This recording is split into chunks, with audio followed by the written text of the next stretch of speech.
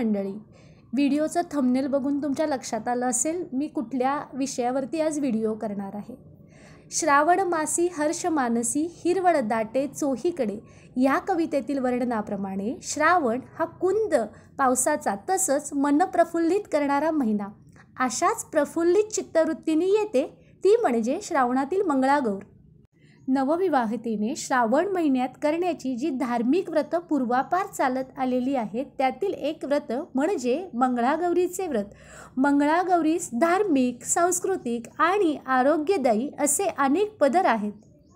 हे व्रत म्हणजे भगवान शंकराची पत्नी गौरी म्हणजेच माता पार्वती हिच्या पूजेचे हे व्रत आहे। हे व्रत श्रावण महिन्यातील 4ही मंगळवारी केले जाते, म्हणूनच त्याला मंगळागौर असे म्हणतात। हे व्रत नवविवाहितेने सलग पहिले 5 वर्ष करायचे असते। श्रावण महिन्यामध्ये प्रत्येक मंगळवारी हे व्रत करायचे असते। घरामध्ये मंगळागौरीची विधिवत पूजा करायची असते आणि 5व्या वर्षी ह्या व्रताचे उद्यापन असते। उद्यापन म्हणजे माहेरहून मुलीला साडी चोळीची ओटी भरली जाते व त्या मुलीनेही आपल्या आईला वाण देऊन व्रताचे उद्यापन करायचे असते। रूढीनुसार एक मंगळागौर माहेरची तर दुसरी मंगळागौर सासरची अशी साजरी केली जाते। पण हल्ली व्यावहारिक सोय म्हणून दोन्हीकडची एकच मंगळागौर अशी हॉलमध्ये किंवा एकत्र घरामध्ये सासरची माहेरची एकत्रच केली जाते। ज्यांना मंगळागौरीची पूजा करायची असते त्यांनी नवविवाहित मुलींना मंगळागौरीसाठी बोलवू शकतात। पण समजा कोणीही मुलगी मिळाली नाही मंगळागौरीसाठी तर आपल्याला म्हणजे मंगळागौरीची जी पूजा आहे ती घरच्या घरी मात्र करावीच लागते। तर चला मंडळी, मी पहिल्यांदा आता मंगळागौरीची पूजा घरच्या घरी करताना साहित्य काय लागणार आहे पूजेला हे तुम्हाला पहिल्यांदा सांगते। 16 प्रकारची पत्री लागते। पत्री म्हणजे काय? कुठलेही सुवासिक झाडांची पानं, म्हणजे जसं की चमेलीचं पान, बेलाचं पान, बोराचं, धोत्र्याचं, तुळशीचं, शमीचं, आघाड्याचं पान, डोरलीची पाने, कणेरीची पाने, आंब्याची, त्याच्यानंतर रुईची पानं, अर्जुन सादड्याची येतात, विष्णुक्रांतीची, जाईची, शेवंतीची, डाळिंबीची अशी वेगवेगळ्या झाडांची पाने लागतात आपल्याला। त्याच्यानंतर अखंड तांदूळ लागतील, तेही 16। त्याच्यानंतर मुगाची जी आपली डाळ आहे त्याचे दाणेसुद्धा 16। त्याला साळी डाळी असं म्हणतात। ते गौरीला आपल्याला वाहायचं असतं। आपल्याला इथे काडवात लागेल। काडवात ही अशा पद्धतीने असते। तुळशीचं जे वाळलेल्या ज्या काड्या आहेत त्याला पुढच्या साईडला कापूस गुंडाळतात, ते आपल्याला संध्याकाळच्या आरतीला लागतात। 16 काडवाती आपल्याला ह्या लागतील। ज्या काडवाती आहेत ना त्या तुपामध्ये भिजवतात। सगळ्यात महत्त्वाची मंगळागौरीची ही मूर्ती आहे बघा, ह्याने आपण पूजा करायची असते मंगळागौरीची। किंवा तुमच्याकडं जर 3 असेल तर आपल्याला लग्नात मिळालेली जी अन्नपूर्णा देवी आहे त्याची सुद्धा आपण पूजन करू शकतो। त्याच्यानंतर खाऊची म्हणजेच नागवेलीची पाने आपल्याला लागतील 14। 2 सुपाऱ्या, अक्षदा, हळद कुंकू, जानवं, गेजावस्त्र, गंध, अत्तर, पंचामृत, तामण, पळी पंचपात्र लागेल, दुर्वा लागतील, चौरंग लागेल, वस्त्र, रांगोळी, त्याच्यानंतर बसण्यासाठी आपल्याला आसन लागेल, फुलं, समई, तांदूळ, 5 फळं, 1 रुपयाची 5 नाणी लागतील। त्याच्यानंतर कणकेचा आपल्याला पाटा वरवंटा करायचा आहे। खूप ठिकाणी कणकेचे अलंकारसुद्धा असतात देवीसाठी। तर आपल्याला कणिक भिजवायची आहे, त्यात थोडी हळद घालायची आहे, ती मळून घ्यायची आणि त्याला कणकेचा पाटा वरवंटा देवीच्या उजव्या हाताला आपल्याला तो ठेवायचा आहे। त्याच्यानंतर देवीची पूजा झाल्यानंतर आपल्याला अलंकार घालायचे आहेत, जसं की मंगळसूत्र, छोट्या बांगड्या हे पण ठेवायचं आहे। आरतीची कुरवंडी, नैवेद्यासाठी गणपती बाप्पांना गूळ खोबरं आणि सगळ्यात शेवटी देवीची आरती झाल्यानंतर आपल्याला दूध, साखर, पेढे असं नैवेद्याला ठेवायचं आहे। देवीची पूजा झाल्यानंतर आरती झाल्यानंतर आपण देवीची ओटी भरतो, त्यासाठी लागणारं साहित्य सुद्धा मी इथे सांगते। 16 बदाम, 16 खारका, 16 खोबऱ्याचे काप, 16 सुपाऱ्या आणि एक चांगलं ब्लाऊज पीस हे आपल्याला सगळं ओटीसाठी लागणारं साहित्य आहे। व्यवस्थित पॅकिंग करून ते ठेवायचं आहे हे साहित्य, कारण आपल्याला 4ही मंगळवारी ही ओटी देवीसमोर ठेवावीच लागते। पूजेचं साहित्य मी आणि ओटीचं साहित्य सर्व इथं सांगितलेलं आहे। आता पूजा कशा प्रकारे घरातल्या घरी सोप्या पद्धतीनं कशी करणार आहोत ते आता बघूयात। नवविवाहित मुलीला प्रथम ज्या दिवशी मंगळागौरीची पूजा करायची आहे तिने शुचिर्भूत होऊन रेशमी साडी नेसायची आहे, दागिने घालायचे आहेत, नथ घालायची, कपाळाला टिकली लावायची, जोडव्या घालायच्या आहेत, हातात काचेच्या बांगड्या असाव्यात. हे अगदी आवश्यक अशा गोष्टी आहेत.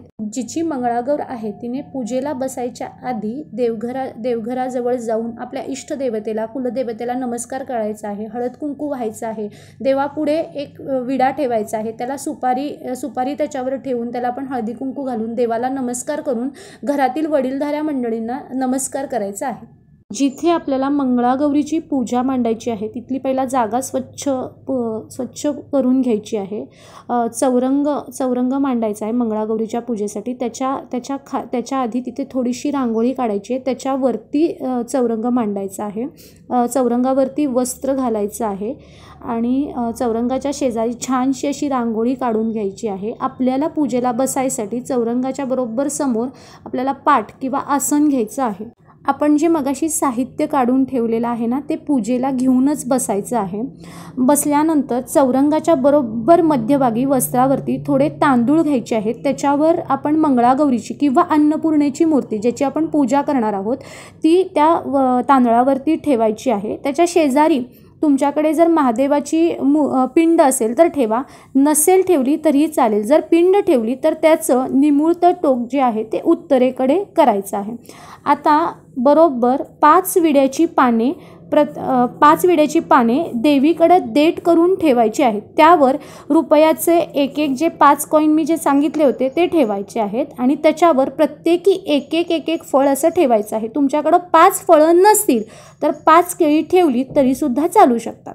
नंतर आपल्या उजव्या हाताला थोडे तांदूळ ठेवून त्यावर आपण सुपारी ठेवायची आहे. सुपारी ही गणपती म्हणून आपण तिथं ठेवायची आहे.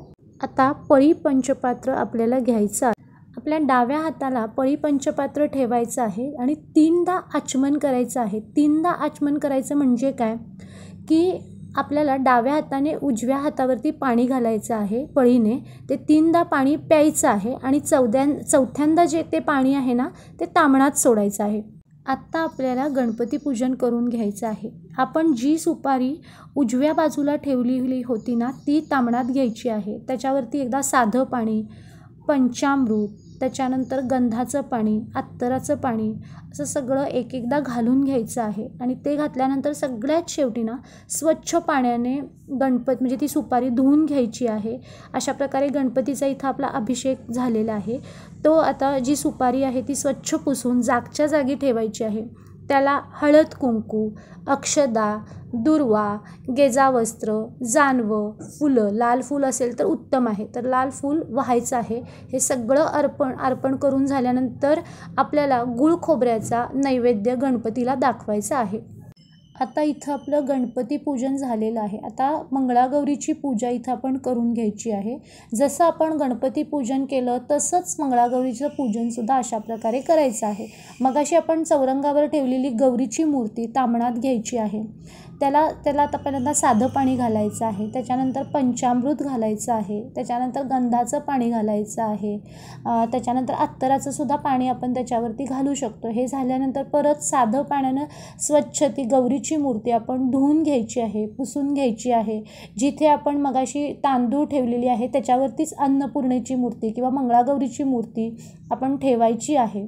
गौरीच्या मूर्तीला आत्ता जे आहे ते हळद कुंकू व्हायचं आहे, गेजावस्त्र घालायचं आहे. गौरीचे जे अलंकार आहेत, बांगड्या, मंगळसूत्र जे काय आहे ते मूर्तीला घालायचं आहे. आणि जो पाटा वरवंटा आपण केलेला आहे ना तो तिच्या उजव्या हाताला ठेवायचा आहे. त्या पाटा वरवंट्यावर आता हळद कुंकू व्हायचं आहे.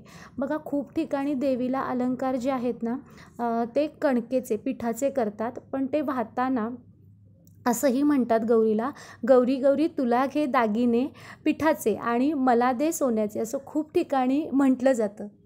अशी आपण गौरीला हळद कुंकू, त्याच्यानंतर गेजावस्त्र, अलंकार हे सगळं घातलेलं आहे. त्याच्यानंतर आपण आता पत्री घालायची आहे. पत्री पालथ्या आणि देठाची जी बाजू आहे ती गौरीकडं करायची आहे. पत्री वाहून झाली की आपल्याला फुलं वाहायची आहेत. आपण जी फुलं वाहतो, पत्री वाहतो ती वाहताना ह्याची काळजी घ्या की पूजेला शंकराच्या पिंडीचा आकार आला पाहिजे। आता हे सगळं वाहून झाल्यानंतर आपण अगरबत्ती धूप दीप लावायचा आहे।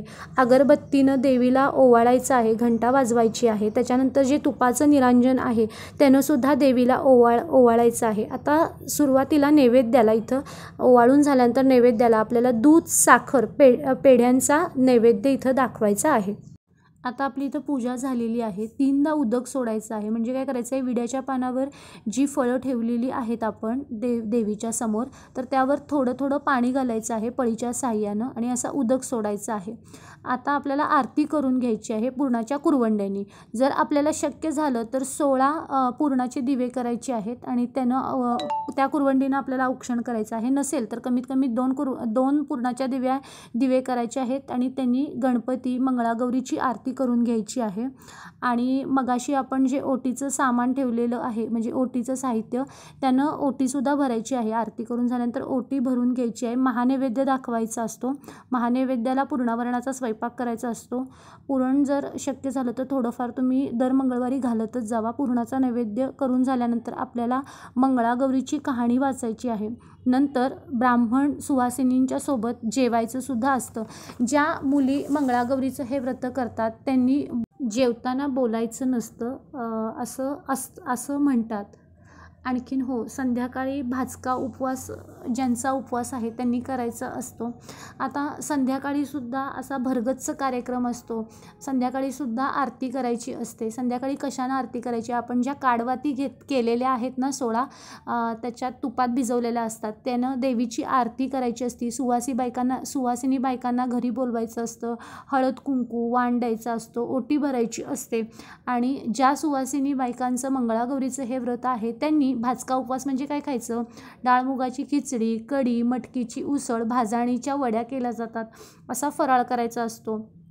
रात्री मंगळागौर जागवायची असते। त्यामध्ये झिम्मा, फुगडी असे वेगवेगळे खेळ खेळतात। त्याच्यामध्ये साधी फुगडी आहे, त्याच्यानंतर एका हाताची फुगडी, त्याच्यानंतर कंबर फुगडी, भुई फुगडी, असे फुगड्यांचे वेगवेगळे प्रकार आहेत। त्याच्यानंतर खुर्ची का मिरची, नाचगं घुमा, खिस बाई खिस, दोडका खिस, कोंबड्याचे 3-4 प्रकार, सासू सुनेचा अथवा सवतीचं भांडण, पिंगा ग बाई पिंगा, असं विविध सांस्कृतिक खेळ महिला खेळतात। हा मंगळागौरीचा कार्यक्रम जो आहे तो असा दिवसभर भरगच्च कार्यक्रम असतो। आता सगळ्यात शेवटी मी मंगळागौर का करावी आणि याचं महत्त्व सांगते तुम्हाला। अखंडित सौभाग्य, धनधान्य, पुत्र पौत्र इत्यादी प्राप्त होण्यासाठी मंगळागौरीचे व्रत केले जाते। त्यासोबतच पतीला आपल्या दीर्घायुष्य प्राप्त व्हावं ह्या उद्देशाने संकल्पपूर्वक शिवमंगळागौरीचे पूजन केले जाते। तर अशा पद्धतीनं सोप्या पद्धतीनं घरच्या घरी आपण मंगळागौरीची पूजा करू शकता। इथं जे विधी आहेत ते मी ह्या विधीनेच मंगळागौर घरच्या घरी केलेली होती, तेच मी इथं विधी सांगितलेले आहेत आपणा सर्वांना।